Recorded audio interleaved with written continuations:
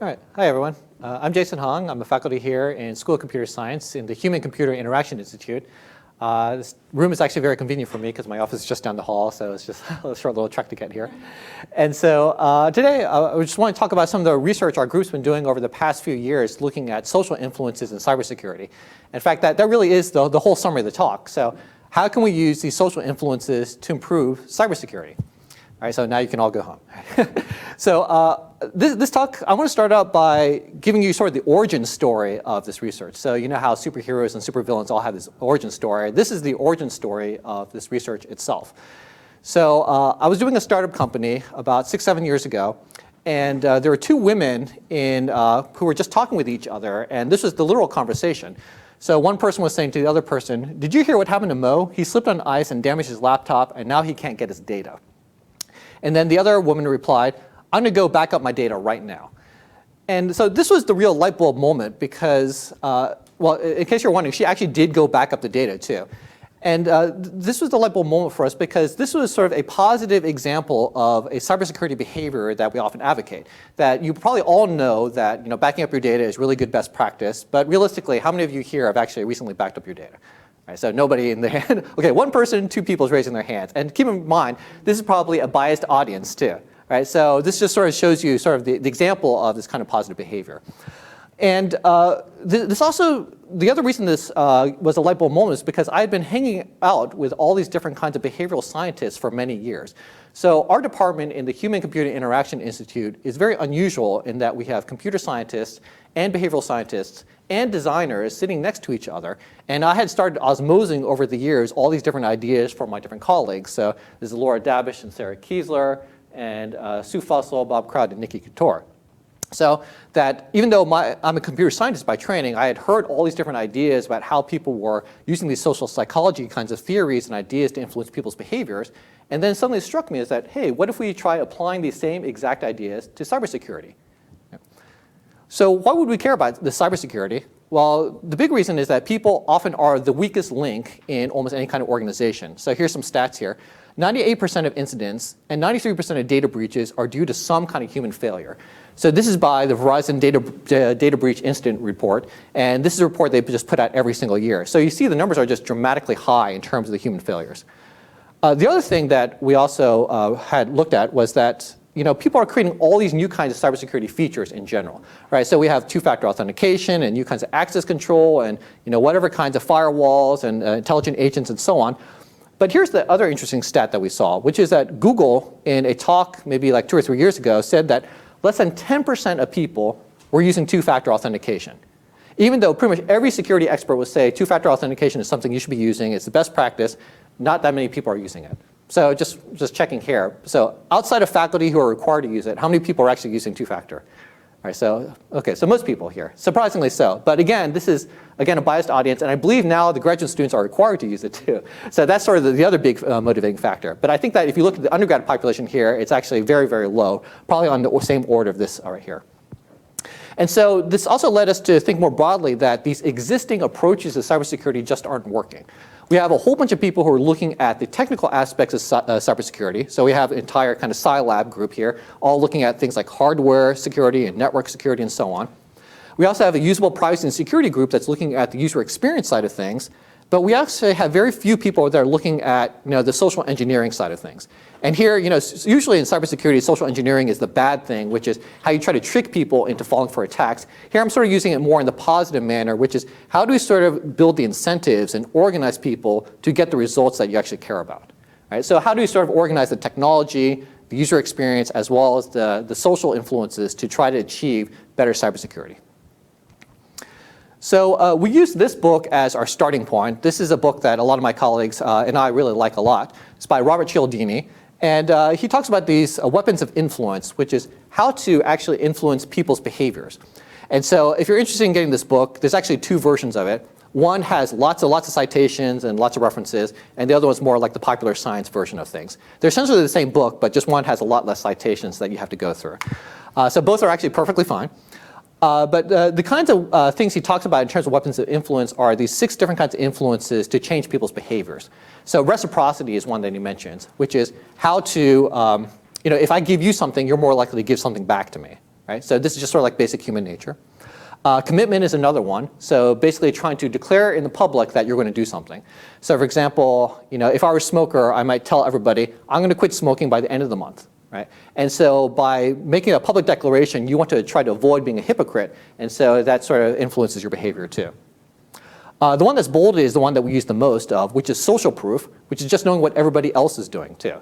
So a common example I use for people is like, if you don't know where to go in the airport, when you get off the plane, follow everybody else, and you're probably going to end up at the baggage claim. That's a pretty good kind of rule of thumb. Right? Authority is another one. So if you have someone at a position of authority asking you to do something, that's also another major one. Liking. So one of my friends who's an MD, who also works as a dermatologist, he had this really interesting explanation of this specific influence for me. He mentioned that pharmaceuticals tend to hire people that are really attractive, mostly because people tend to like other people who are really attractive. And so this also makes it easier for them to do sales. And then the last one's scarcity. So something that's a little bit rare, people are also more influenced to want to do something based off of that. So let me give you a concrete example of this too. So here's another kind of piece of research that heavily influenced our thinking here. This was a study that was done by Facebook. And so here you can see the article, this is from New York Times. Social networks can affect voter turnout, study says.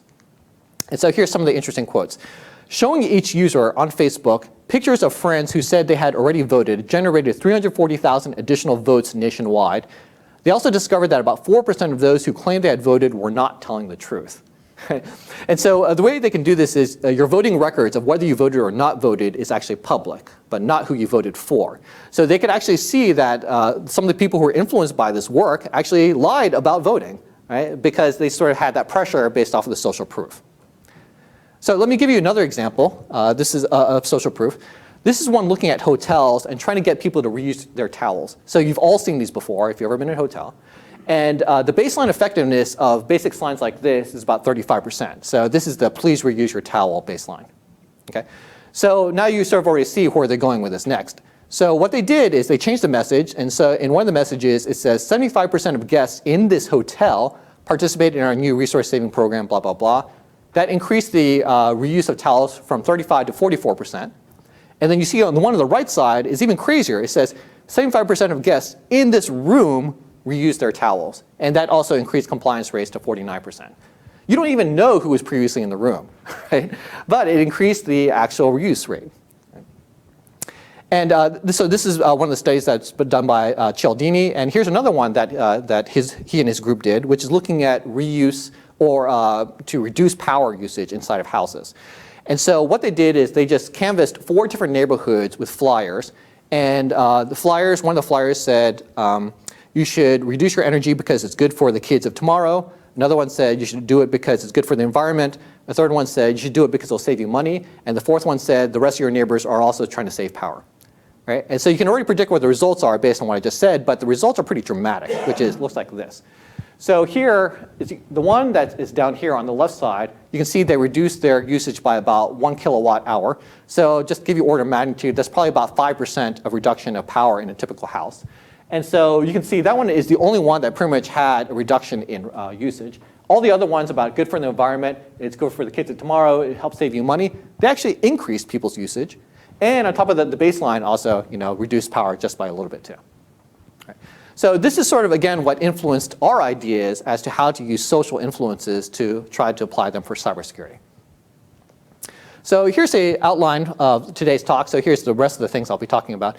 I'm going to share with you some of the results of the interviews that my colleagues and I had done looking at cybersecurity behavior changes. Then I'll also tell you about a study that we did with Facebook looking at social interventions as to how well that actually worked using social proof. Then also a brief analysis of who does and who does not adopt cybersecurity features without any interventions. And the last one is what cybersecurity news articles do people share and why. And then lastly, I'll wrap up with a little bit of discussion and reflection as well as some ongoing research. And please feel free to ask questions throughout.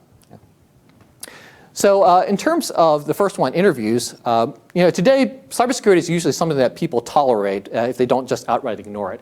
If you can't quite see this image, what it shows you is there's an arm there that's trying to prevent you from driving through, and people are just driving around the arm instead of just waiting for the arm to go up. All right, so this is actually, it's not an atypical kind of behavior, but people try to circumvent a lot of cybersecurity or security kind of measures you have in place if it's just inconvenient.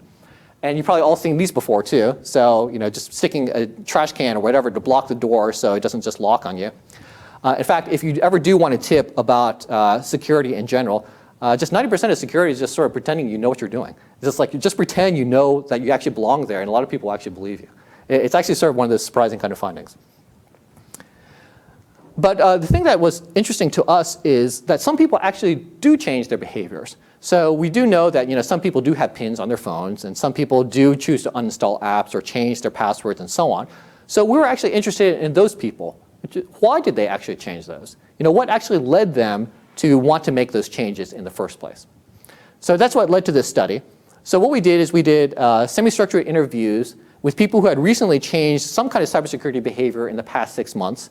We did interviews with 19 people, and we asked them about if they changed anything with mobile authentication. So for example, a PIN on their smartphone. App installation or uninstallation. Did they choose to install or uninstall any app recently? And also online privacy settings. Did they change any of their online privacy settings recently? We asked them what caused the change. Did they hear about some kind of incident through a friend? Did they talk to any other people about the change that they made as well too? Okay. So here's just going to be a summary. If you want more details, you can check out the paper here. But let me show you, here's some example quotes that will also help you understand more of the context behind some of the findings. So here's one person. When I first had a smartphone, I didn't have a code, but then I started using one because everyone around me had a code, so I kind of felt a group pressure to also use a code. Okay. Here's another one. One of my boys wanted to use my phone for something, so I gave them my passcode. And not that I have anything that I don't care for them to see or anything, but after they did that, then I changed it again. Okay. And last one. My friends have a lot of different accounts, the same as me, but they didn't get into any trouble, so I think maybe it will not be dangerous for me to reuse a password.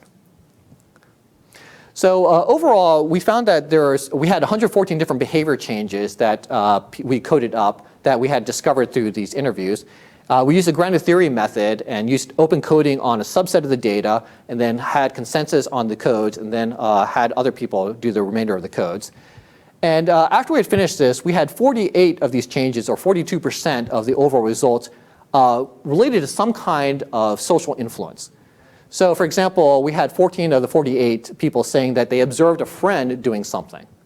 9 of 8 people said social sense making. So they might just be discussing something and they didn't quite understand it, and they just wanted to talk with other people to better understand what had happened. So it might be a bad email or some kind of phishing incident or whatever. One that has not really been documented that well in the literature is pranks and demonstrations. So I've heard that if you are an employee at Facebook, that if you leave yourself logged in while at work, sometimes people will go to your computer and just type in the word Jello into your Facebook feed. And that's sort of a sign that you just did something really bad. So I've also heard other places doing the same thing. Like some libraries, they have these little cards. And if you leave your laptop there, run off to the bathroom, they'll just leave the card there saying, your laptop could have been stolen. Right? So to try to do these kinds of things to get you to not do those behaviors in the future. 6 people had some kind of security breach that led them to change their behaviors. And 3 people also were changed their behaviors because of sharing access. So we have one interesting insight here too, which is this notion of observability. So just wondering, how many people here have ever seen one of these Android 9 dot patterns before? So a few people. Okay, so where did you see the Android 9 dot? Do you use one? On the phone. Yeah, you say you use one. Where did you first learn about it? I think it was like one of the options on the phone when they first gave you it. Yeah. Okay, okay. Well, what about, you also use one too? Same thing? Yeah. One interesting thing we saw in our interviews is a lot of people just mentioned something like this, that they just happened to see somebody using it on a bus, and then, or they saw someone using it in a cafe. So here's an example of one. So one person says, we were just sitting in a coffee shop and I wanted to show somebody something, and they said, oh, my phone doesn't have that. And I was like, I believe it probably does. And so then they started teaching them and telling them about these kinds of features. All right, so here, this actually leads to something that goes against conventional wisdom in cybersecurity. Usually in cybersecurity, you want to keep everything as secure and secret and private as possible. But here is actually a way of learning about new cybersecurity features by watching other people too. So you sort of see this kind of imbalance here, or this mismatch between these cybersecurity features and what we might want. And in fact, this led us to think about this notion of something called diffusion of innovations. So this is actually one of my favorite books. It's one of the most cited pieces of of literature in the social sciences. I think last time I checked, it had something like 50 or 60,000 citations, which is really crazy. And it talks about why people adopt almost anything. So ideas or new kinds of innovations and so on. So the book even talks about why a tribe in South America decided to not adopt boiling water. Right? The reason they decided not to do it was because they thought it would kill the good spirits inside the water. So that actually links into the compatibility with your belief system. If you think something is not compatible with your belief system, you're not going to adopt it. But then there's other factors too, like relative advantage, trialability, complexity, and then the last one is observability. So if you can't see other people using something, it's actually hard for it to diffuse through a social network. And so this leads to the next obvious insight now, which is that most cybersecurity is actually not observable. So how strong are Alice's passwords? Well, nobody actually knows. What kind of privacy settings does Bob have for Facebook? Again, nobody knows. And what does Carol do to avoid phishing attacks? So you sort of see this low observability actually makes it much harder for these good ideas, these best practices to diffuse through a network. And so this actually led us to the next idea, which is, can we make cybersecurity more observable while also doing it in a safe way? So can we selectively reveal some elements of cybersecurity to change people's behaviors, but not reveal so much that it might put people at risk? So this led to the next study, which is a study with Facebook to evaluate social interventions. And the basic idea here is that we're combining social proof and observability. So what the top screenshot shows is it's a message that Facebook was going to post on people's Facebook feeds. This is part of their annual cybersecurity campaign that they would normally be doing. And this one basically says, extra security settings exist. Please click here to learn more. We changed it, and this is one of the changes we made, which basically says 180 of your friends use extra security settings. Please click here to learn more. And we actually tried lots of different variants of this too. So the control case is the one at the top. The raw number is the one down there, the 180 of your friends. We also tried over 100 of your friends use extra security settings, over 10%, only 10%, and so on, and also showing the exact numbers as well too. Okay. So this is a controlled randomized study with 50,000 people on Facebook. So we had 8 different conditions, so roughly about 6,000 people per condition. And again, this is part of something that Facebook was going to do anyways. And so in terms of the results, here is the table that shows you everything. So let's go through this probably a little bit, or make it more digestible. So let me just go through the bottom row first. The bottom row shows you the control case, which is extra security settings exist. So you can see here that the click-through rate is roughly about 10%. Actually, you can't really see that. So right here, 10%. And so this basically means that 10% of the people click through this, and then 3.5% of people adopted it after 7 days, and then 9.7% of people adopted it after 5 months. Okay. So this gives you a baseline for how effective the intervention is. It turns out the best working interventions are actually the one at the top. So the one I mentioned to you, the raw number actually works the best. So here you can see that there is 14.4% of people actually clicked on that. There's a 4.8% people adopting it after 7 days, and 10.6% people adopting it after 5 months.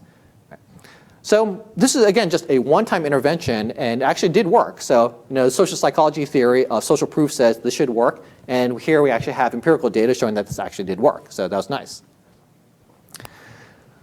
However, you also might be wondering about the effect size, too. Because if you remember the effect size at the hotel, that was actually quite dramatic. So going from 35% to 44%, right, and to 49%. Here, you see the effect size is nowhere near as big as the hotel study. So this actually is not really clear to us why that's the case. So it could be the case that maybe you're competing, there's a lot more competition for your attention on Facebook. There's lots more interesting things to look at versus if you're at a hotel and you're just looking at, you're trying to take a shower, you're brushing your teeth. There's only so many things you can read while you're doing that. So maybe that might be one explanation. Another possible explanation is maybe there's something about embodiment. The fact that you're physically in the room and you're actually, we're physical beings versus we're just sort of reading something online. Maybe there's something about that as well too. At any rate, I think there's something really interesting here because maybe there's a lot more room for improvement of trying to influence people's behaviors. The other thing too that's sort of interesting is that this study came out about the exact same time that the Facebook mood study came out. So you might remember all the controversy that happened about that. And so we're looking at the news and it's like, oh, wow, what should we be doing? Because we had pretty much the exact same thing that, people they did not explicitly consent to this as well too. And so we're wondering, it's like, maybe we should call up our IRB and start talking with them about this. It turns out there was actually no controversy about our work. So it turns out that we only had positive feedback about our work as compared to the Facebook mood study. I have some suspicions as to why. I think it's mostly because the Facebook mood study had no clear benefit for the end users. And in fact, a lot of people probably felt like they were being manipulated by Facebook. Whereas in this case, there's at least some kind of positive for individuals, which is Facebook's trying to make you more secure, and here's how we can help. So at least there might be some kind of positive impact for individuals. Again, we're not sure, but we're sort of happy that there was not a lot of controversy about our work. So the next study I want to share with you is looking at how do these security features spread in a network. And so this is a continuation of the work that the PhD student Shavak had done. So he had done this over a summer internship at Facebook. And what he did is he analyzed 1.5 million of people's behaviors on Facebook, and there was no interventions at all. So just looking at how the security features would diffuse through the network, even if you did not do anything in particular. So we looked at 3 different kinds of security features. The first one is two-factor authentication. So that's also login approvals is what Facebook's specific name for that is. There's also login notifications. I'll show you a screenshot of that in a second. And same thing with trusted contacts. So what we did is we used something known as matched propensity sampling. So to try to distinguish between homophily versus social influence. So what that means is that we're looking for people who have similar characteristics, but just have different levels of people who are exposed to a specific feature. So that way we could tell the difference between, is it just a group of people that's doing that, or is it because of some of the social influence factors of things? So here's what login notifications look like. So basically, if you log into Facebook, it'll let you know that it's seen a recent login and what your other recent logins were. And also you might get some messages or emails. So for example, I have this for my Gmail account. Every time I log in, it'll just send out one of these saying like you logged in at this place using this kind of computer and so on. And then there's also trusted contacts. So this is a feature that I'm guessing most of you might not know exists. Actually, I'm just wondering, how many people do know about this feature, trusted contacts? All right, one person, but you're biased because you're in our research group, so you already know about this one. But so trusted contacts is a really interesting feature, which is that if you get locked out of your account for any reason, you can, if you have already pre-assigned your trusted contacts, any of your trusted contacts can get you back into your account. Right? So it's basically sort of like my friend who I trust who can get me back into my account if for some reason I can't get in. All right, so here's what the results look like. So this is a little bit hard to parse, so let me try to go through this. So the x-axis right here, E1, E2, E3, E4, E5, these are different quintiles of exposure. So basically what this means is E1 means that you have friends in the lowest number of exposures, and E5 means you are in the highest quintile of your friends who are exposed to this kind of information, or who are using these kinds of security features. Okay. I should also point out that even if you're in the top quintile, these are still like in single-digit percentages. So again, these features are still just adopted at a very low rate, but we still divide it up into quintiles to show you the effect of the influences. The y-axis shows you exposed minus unexposed. Okay?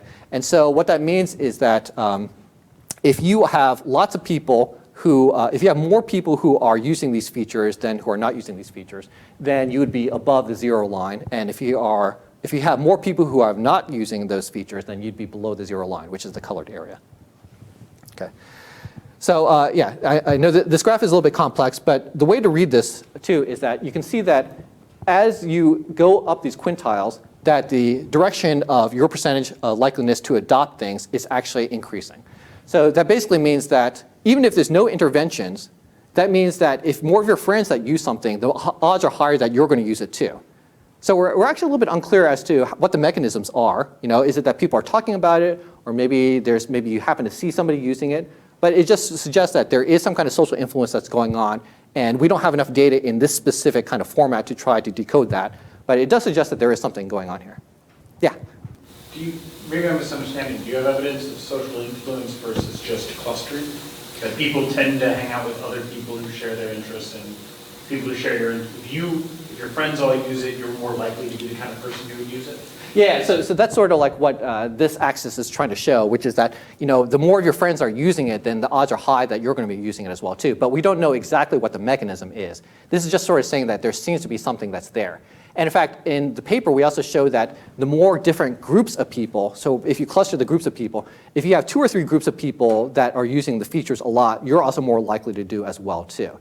Whereas if you just have like one set of your friends using the feature, you're not as likely to use that. So it suggests that there is something that's going on, but again, we don't have enough specific data here to figure out what the exact mechanism is or what specifically is going on. The other thing that is really interesting that you'll note too is the trusted contacts is the one that has the highest adoption rate too. So that basically means that the trusted contacts is by its very design social, that you will learn about this trusted contacts if someone assigns you as a trusted contact. And so this also might suggest that maybe there might be ways to make our cybersecurity features more social so that this could be another way to try to diffuse through the network too. But again, it's sort of curious as to why are the other ones increasing? Because if you get a login approval, I'm not going to see it. And if you get two-factor authentication, well, maybe I'll see that. But yeah, it's sort of interesting that there is something here that's probably worth exploring more. Also, just wanted to show you this interesting thing too. So every so often, I check out my retirement plan. For those of you who are young, you should start your retirement plan now. Start your Roth IRAs. The reason you should do that is because you pay taxes on the way in versus on the way out, and the odds are high many years from now you're going to be a higher tax bracket. All right, that's my life lesson for you guys right now. But anyways, I thought this was really interesting. TIA-CREF actually does have this notion of trusted contacts as well too. And so if you get locked out of your account, or if you ever need some kind of, if they think that you might be under attack or someone's trying to spoof you and do a phishing attack, they also have ways of trying to protect you. So I think some of these ideas are starting to disseminate. Okay, so the last thing I want to talk about is cybersecurity news articles. So what kinds of cybersecurity news articles do people share, and why do they share them too? So we just thought this would be a really fun kind of project to do. News is a really common way that people learn about cybersecurity, and so for better or for worse. So people will see lots of news articles about tips, data breaches, new laws, regulations, and other kinds of stuff too. And so this is probably a major way of shaping people's attitudes and behaviors towards cybersecurity. So we wanted to try to understand what kinds of things do people read about? What kinds of news articles do people see? And how do people hear about these news? And what do they actually share in practice too? So for example, there's been a study by Pew Internet suggesting that how one hears about news strongly influences their perceptions of trustworthiness. So if you hear it from a friend who you really rely on and trust, then you're probably more likely to believe in the news as well too. So what we did is over 2 years, we recruited 1999 participants. So basically 1 to 2,000, but we had like one bozo, so they sort of ruined the numbers for us. But we had them fill out a survey on emergent news events. So the specifics of this is that we recruited participants from Amazon Mechanical Turk. It was an 8-minute survey, and we paid people $1 each. 20 different surveys of 100 participants each every time that there was a major cybersecurity news-related event. So basically, 7 days after a major news event that we saw, we said, this seems like an interesting one. Let's do a survey on that one. So for examples would include things like after the Panama Papers came out, the Yahoo email hack, Apple crypto, when they had that major letter saying that we're going to protect your data, that they did not go with the FBI, they didn't decode people's that iPhone there. John Oliver had a skit on encryption even. So here's specifics of the survey questions we asked people. We asked them if they had heard about the event in question, and if they had not, recall another recent event that had happened with respect to cybersecurity. Then we asked them how did they hear about the event. So was it through online news, another person, or social media? If it were social, then we asked them what was the relationship. So was it a family, friend, or colleague? And also how was it shared, like SMS or social media or face-to-face and so on. If they did share it, then we asked them who they shared it with, how it was shared, and why it was shared. And lastly, we asked them to answer a series of questions known as CBIS, security behavior intentions. This is a way of trying to measure people's intentions towards cybersecurity. So you would answer questions like, I have a PIN on my phone, or I have a strong password, or things like that. So it's a series of, I forgot, like, how many questions? 10, 13? 16 questions. So it's a series of 16 questions to look at people's intentions towards cybersecurity.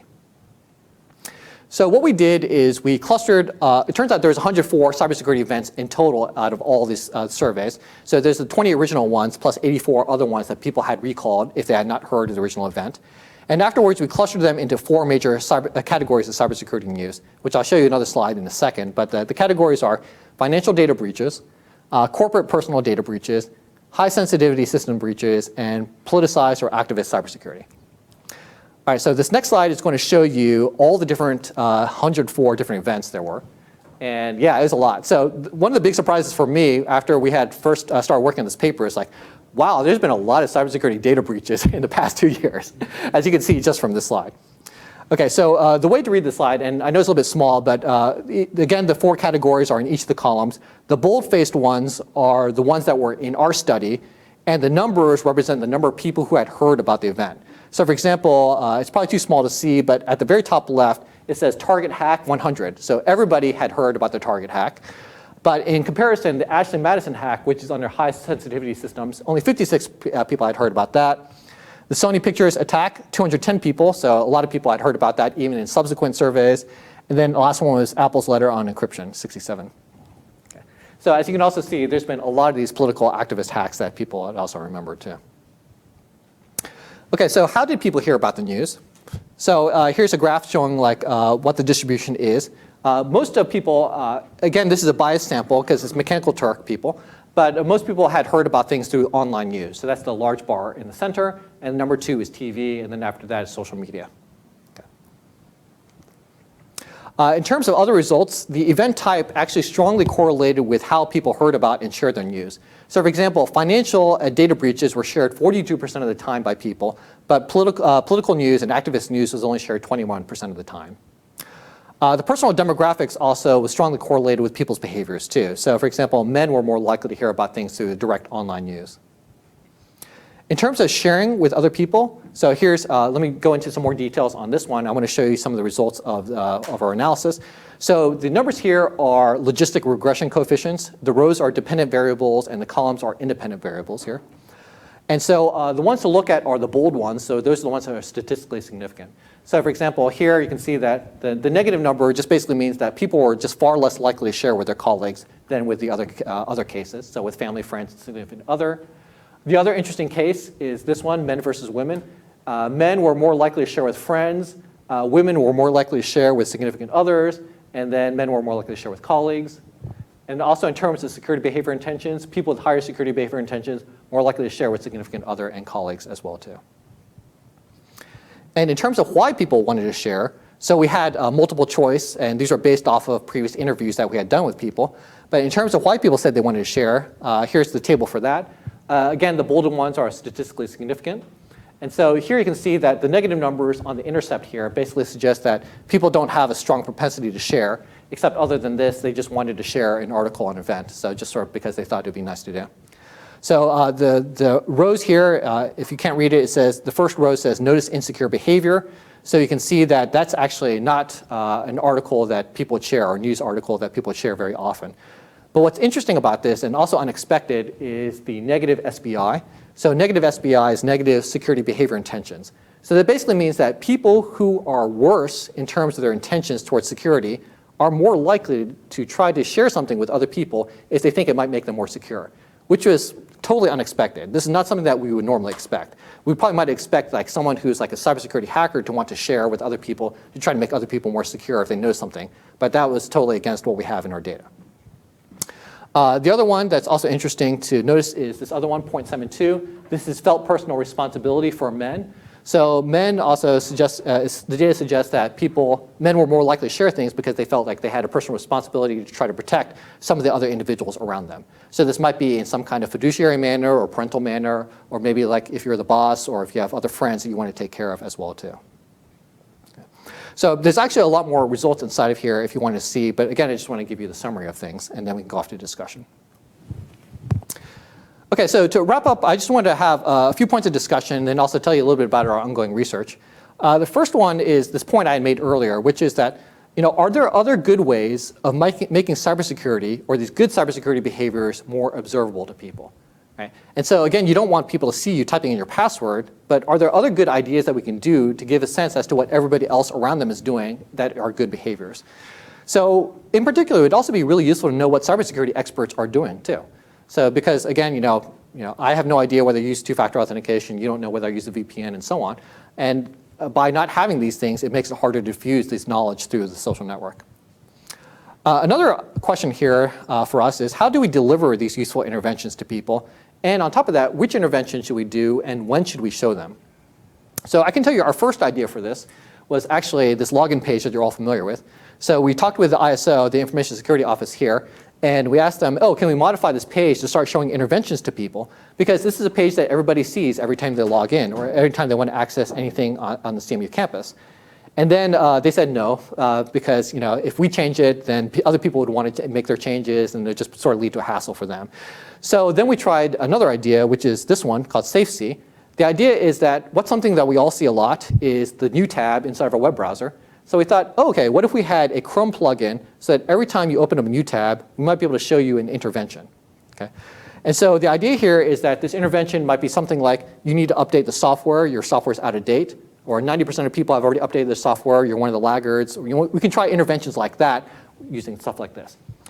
And in this specific one, this one's trying to get people to change their Facebook settings as well too. It turns out there's something like 50 or 60 different Facebook settings and nobody really knows how to find all of them. And it's also not clear what do other people think about these too. So we started collecting data on what experts think you should be doing with these Facebook settings. And also we did crowdsourced studies, and these are the results of those crowdsourced studies as well too. So this gives us a way to show the intervention and also see whether people change their behaviors. So the good news is we built this Chrome plugin. The bad news is it's been banned from Google Chrome Store multiple times. So apparently Google thinks that we're malware for some reason, mostly because we're trying to change people's Facebook settings. So we're now sort of looking for other alternatives to try to disseminate this for people to try it out in a user study too. Yeah. So on the one hand, it's sort of good that Google's banning it. On the other hand, it's really annoying for us in terms of research. Another thing that Corey also here is looking at is this notion of something called the trans-theoretical model of behavior change. So this is a real mouthful, so we often just call it the TTM. And it's actually a model from healthcare looking at behavior change, so your readiness to change. So basically, what they did is they did a meta-analysis of lots and lots of research papers, and they came up with this general model that seems to be generally applicable to lots of different kinds of areas of healthcare. So basically, you start out in pre-contemplation. So for example, I would be pre-contemplative with respect to diabetes. It's not something I'm even really aware of or even thinking of. But then you might be in the contemplation stage, and then preparation to actually try to do something to change, then in the action phase, and then in the maintenance phase afterwards. And so one of the key insights here from the TTM is that different interventions might work better for different stages. So for example, if we can measure that you're in the pre-contemplative stage, it might be better just to raise your awareness that something is wrong. And then afterwards, in the contemplation stage, maybe give you knowledge as to here's what you can do to try to fix things. So Corey's actually been trying to run a study looking at things like this, which is for two-factor authentication. If you're not even familiar with two-factor authentication, we're trying to raise your awareness of what it is. And then if you're in the contemplative stage or preparation, maybe more knowledge. And then lastly, here's the intervention. Here's your link to the application to install. Right? So we're looking at how to specifically adapt this for cybersecurity right now. The other thing that we're looking at right now is how do we measure the effect of interventions? It turns out it's actually rather easy to come up with interventions. Basically every time we have a research group meeting, we always come up with even more interventions that we can actually try out. But it turns out the hard part for us is measuring the effect of interventions. So the Facebook study I had mentioned earlier, the reason it worked really well is because the intervention was on the Facebook platform, and because we had access to all the Facebook data, we could see whether the interventions actually worked. The problem is that, let's say that we wanted to try to see, can we get you guys to have stronger passwords? Well, it's actually easy for us to create lots of interventions. It's really hard for us to measure, did it actually change or not, especially since you have so many passwords on so many different sites. So what we're looking at was, what if we had a general psychrometric scale that we could use instead to try to measure people's changes in their attitudes? So this is a little bit like CBIS, which looks at intentions, but we're looking at the attitudes, which precedes the intentions instead, to try to measure a different kind of construct that we think could actually be more useful in the long term too. So if any of you are interested in using this, it's available online, and you can also ping Corey for this. But here is the psychrometric scale. So we have 6 different questions here. So for example, I diligently follow a routine about security practices. I pay attention to experts' advice. I'm extremely knowledgeable about all the steps to keep my online data safe. I seek out opportunities to learn about security measures. I'm often interested in articles about security threats, and I'm extremely motivated. Okay. So you can also try this out yourself and see how you compare to everybody else. I guess I'm embarrassed and proud to say that I had a perfect score. But of course, I studied this stuff. So. Which, by the way, I should also mention, this is another interesting, well, this is a digression, but this is another finding we had from the other work about cybersecurity diffusion, which is that sometimes there's negative effects as well, too. Well, what I mean by that is that if you sort of close your eyes for a second and imagine what is your stereotype of a security person, is probably someone who's really geeky and someone who is really paranoid as well too. And then what happened is that sometimes people would say, I'm not paranoid, I'm not like that person, I'm not going to do what they do too. Right? So this is also another example of the negative effect of these social influences as well too. Okay, and in a completely different kind of tangent, I just want to share this work with you too, some other work that our group was doing looking at account sharing. What kinds of accounts do people share with their romantic relationships and also with their work colleagues? So we just thought this would be sort of a fun thing to do, but it also turns out there's a lot of interesting findings we had too. So for example, what accounts do romantic couples share? So the most obvious ones are Amazon and Netflix, mostly for economic reasons. But then we also discovered things like, this turns out to be a reason not to adopt two-factor authentication. Because, for example, my wife and I, we share a lot of accounts, but if the two-factor authentication goes to me, she can't log in. Right? And so, in fact, I know several people who have explicitly turned off two-factor authentication because of this reason. Right? So this sort of leads to this broader idea that one account does not equal one person, but we still have this notion that they do, and it's leading to lots of these kinds of conflicts when people are deliberately sharing accounts. And in our follow-up work, we also looked at what kinds of accounts people share at work. And so it turns out sharing is actually extremely common, as you might expect. It's extremely common in a lot of workplaces. Password managers are also really hard to adopt. So this is another kind of social influence, which is that for the password manager to be adopted, everybody in your group has to adopt it. And if one person or two people refuse, then this whole thing sort of fails.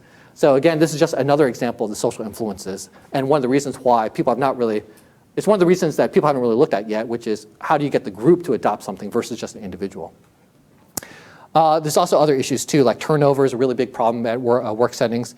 Sometimes people will accidentally lock out their friends or colleagues. So for example, if you can't remember your password, sometimes you'll try to keep on logging in, and then once you're locked out of the account, everybody's locked out as well too. So it drives everyone bonkers. Okay, so this is pretty much the end of the talk. So, talked a lot about different kinds of social influences from lots of different perspectives. So I talked about the interviews we did, the Facebook interventions, Facebook analysis, and news. Also talked about a little bit about ongoing research.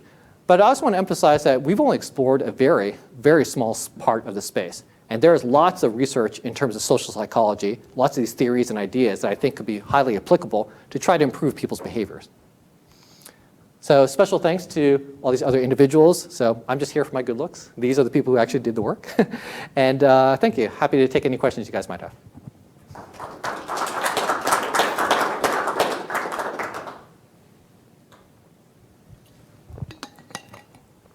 There's a slight delay online, so Oh, okay. watch and see if there's. Oh, sure. Okay. Have I convinced any of you to install two-factor authentication? Yeah, David? So when we think about the visibility issue, do you think that it is, in general, meaningful to people to know that somebody else is using the security? Or do you think you need to, say something like, and it's easy for them, or something like that? I mean, I think a lot of people might look at something like I imagine a lot of people don't use two-factor authentication because they look and think it's going to be a big hassle. Yeah. And then a lot of them probably use it and say, oh, this worked great. This wasn't hard. I wonder, because you talked a lot about making the security visible, but there's lots of reasons people use security. I wonder whether highlighting reasons is relevant, or do you not think so? I guess I should probably clarify the observability. It's not just that you can see other people using it, you can see that they're gaining benefit from it, is the more concrete form of things. Right, so yeah, I probably should have clarified that. So the first telephones that were installed in the United States were put in public places explicitly for that reason. So you could see how other people were using it, and you could see them calling other people and gaining benefit from that. So I think if we can sort of show people that not just that they're using it, but they're also getting benefit, which, by the way, now that I think about it, we didn't really have that in our interventions. So I think that if we had that in our interventions, they probably might have worked even better. So then now I wish I could have a time machine and talk to myself, several years ago saying we probably should have added that inside of it.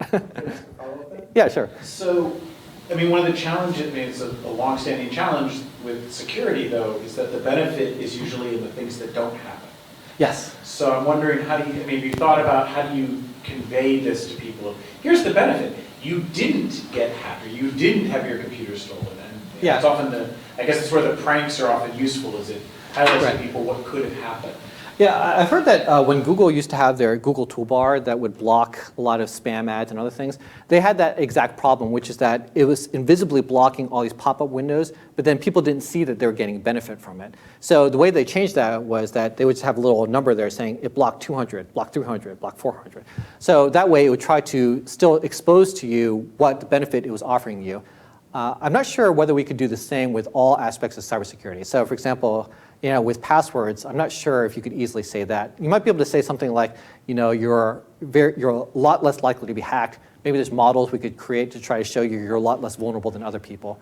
But yeah, I think trying to find the right value proposition to convey to people could be tricky. So that's probably going to take some more work on figuring out the right kind of messaging from a social psychology and maybe cognitive psychology perspective. But yeah, that's a really good idea.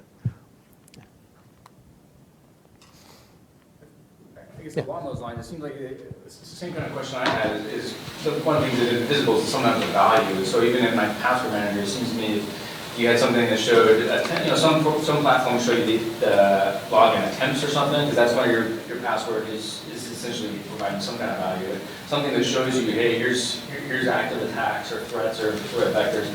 Even if it wasn't on your account, even if you could broaden that out and say, so many accounts in your area had login attempts or something. But it seems like that's trying to show you the tangible value is another piece that's likewise invisible. Yeah, so I guess I should have repeated the question, but yeah, the question is more like, what are other ways of trying to show the tangible value of these kinds of things that are hard to observe? One thing I think I want to caveat before trying to answer is that there's a really big worry amongst lots of cybersecurity professionals that sometimes we are spreading too much fear, uncertainty, and doubt about cybersecurity. And sometimes people are doing it deliberately so they can sell their products more. And so we want to try to avoid that part of things too.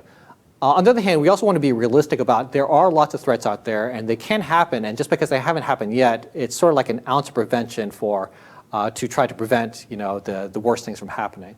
But yeah, how do you sort of convey that this prevention is actually working and is offering you value, especially since you have to see, it takes you extra time to take your phone out and hit the OK button as well too, which sometimes becomes a pain as well. Yeah, I'm not sure what the best ways of doing that are. I suspect there probably are good ways of trying to convey the value of things. Maybe talking about dollar value, maybe talking about time saved, maybe talking about, maybe showing you news articles about things that happen to other people. And in fact, now I think about it, that one, the news articles that happen to people that are similar to you might actually be interesting too. Because one thing that we did learn at Wombat Security when we were doing our company is that people sometimes they would buy our software not because a data breach happened to them, but because it happened to a competitor. And they said, oh, this could happen to us as well too, and maybe we should do the same. And in fact, the social influence book that I showed you also talks about that too, that for better or for worse, after O.J. Simpson had the white Bronco chase, white Bronco sales went up. I don't know why, but it's sort of ridiculous, but that's just sort of an example of people who are like me or people who I admire or people who I look up to. That's the authority as well as the liking and the social proof. That can also maybe be another way to show you the benefit. Maybe not so directly, but trying to show you that this could have happened to someone who's like you. Yeah. We have a question online. It says, have you performed or come across any research that suggests that things like social cues work better or worse than policy interventions or attempting to force people to do something? Okay. Or that they might work in concert? Yeah, I think in terms of policy, I think it depends on whether it's well aligned with people's interests as well too. There's this really famous law. It's not a real law, but it's called Grudens Law, named after Jonathan Gruden, and he's a researcher at Microsoft Research, and he studied these groupware systems for decades. And basically, he summed up almost all of his research with a single statement, which is that when the people who do the work don't gain the benefit, the system's likely to be subverted or ignored. And we have seen so many instances of that over and over and over. And so I think the same thing is going to be true with policy. So for example, sometimes there's policy saying you got to change your password every 30 days. What do people do? They just increment a number. Right? I'm serious. I mean, I know I do that too, but it's the only way they can really cope with it. So if people don't feel like there's value for them, if they feel like they're just doing work, odds are high that it's just not going to pan out that well in practice. So my suspicion is that you're probably going to have to try to figure out how to align their interests as well as the social influences to try to change their behaviors. But you can't really change their behaviors if they don't really see the value to it, or it's going to be much, much harder to do that. Yeah, in the back. Has there been like any attempt at like trying to classify the most important security practices for people to adhere to? Because it feels like there's an awful lot and there can end up being like a major potential for overload for people. Oh, yeah. So the question is has there been a classification of the most important security practices or ones recommended by researchers? So the good answer is yes. There's this really great paper by some researchers at Google. It's called No One Can Hack My Mind. And it actually shows you a chart that says, here's the best practices according to novices, and here's the best practices according to experts. And the funny thing is that there's only one practice by the novices that's also what the experts recommend, which is use strong passwords. The other ones that the experts recommend are use a password manager, use two-factor authentication, don't reuse your passwords, have a strong password, and keep your software up to date. Keep your software up to date is actually number one. Yes? It's kind of a follow-up on that question, because like, I know with like two-factor authentication and stuff like that, it's kind of hard for people to grasp, especially older generation, right? Yeah. No offense, but like just using the longer password, right? Like I remember that what's it called, the XKCD comic, right? Where like a password like correct core stable battery, right? It's far better than having like capital T O X for whatever, right? Yeah. And I'm not sure, like, have you like found any like interest from like anybody like to like, hey, I'm just gonna put like extra 3 letters to my password instead of two-factor authentication and be happy with it, because even that's gonna help a lot, right? Yeah, yeah. So I think Lori Craner and her group would have the most definitive answers on the password side of things. I think that if you distill, I think I've heard her say, if you have to distill things down to just one thing, have longer passwords is probably the most effective thing in practice. Two-factor, I would say, is still a best practice to have just in case, especially for your most important accounts, like finances and your email. And everything else is sort of like secondary based off of that. But yeah, I think trying to convince people of two-factor and explaining it and so on, I think that sort of goes back to the trans-theoretical model, that there's some people who might be aware of it, some people who aren't even aware of it at all. And then you just sort of need to show them that there's some potential benefits. But we also need to show that there really are real concrete benefits, like how many attacks were prevented based off of this too. So it's probably going to be a combination of things. I doubt it's going to be like a single kind of silver bullet that solves all of these problems. So I wish we had a lot more of those kinds of silver bullets, but I think it's really going to take a combination of lots of different social psychology ideas, new technology, user experience to really solve all these problems. Okay. Well, thank you very much. Again, I'm just down the hall if you want to chat with me. Happy to chat with you guys more about this stuff. I'm a real geek about cybersecurity, so hopefully I am not the geek you're thinking of when you think of cybersecurity expert. But thank you very much. Take care.